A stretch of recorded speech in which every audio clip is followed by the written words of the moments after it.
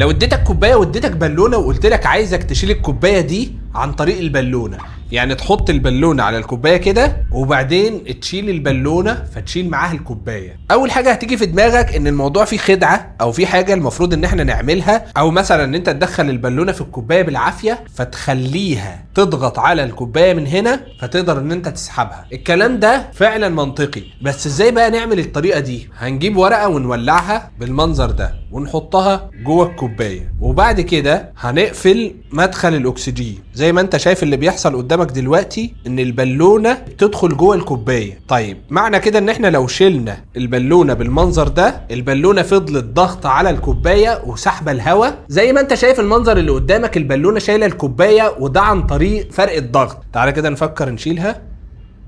خلاص واخدين بعض عن حب، شكرا كده. طيب لو انا اديتك ليمونه وحطيتها كده في الميه وبعدين قلت لك مطلوب منك تطلع الليمونه من الميه دي بايدك بس من غير ما توقع الميه، طبعا هتيجي تقول لي طب ما سهله، ما انا همد ايدي واجيب الليمونه. واضح ان مجرد ما بحط ايدي كده بص الميه بتوصل فين، فخلاص الميه هتقع. تمام، فمعنى كده ان فكره انك تمد ايدك عشان تجيب الليمونه فكره مش ناجحه تماما. طيب المفروض ان احنا نعملها ازاي؟ لو فكرت شويه هتعرف ان الليمونه هتفضل تحت طول ما الميه ثابته، انما الميه لو متحركه فالليمونه مش هتفضل ثابته. ازاي نطلع بقى الليمونه بحركه الميه؟ كل اللي عليك ان انت هتحرك الميه بالشكل ده، بس خلي عندك صبر شويه عبال ما الموجه توصل لتحت وتلاقي الليمونه بتتحرك وبتطلع لفوق عن طريق حركه الميه، وشكل جمالي ولذيذ. هتلاقي الليمونه طلعت معاك ومسكتها.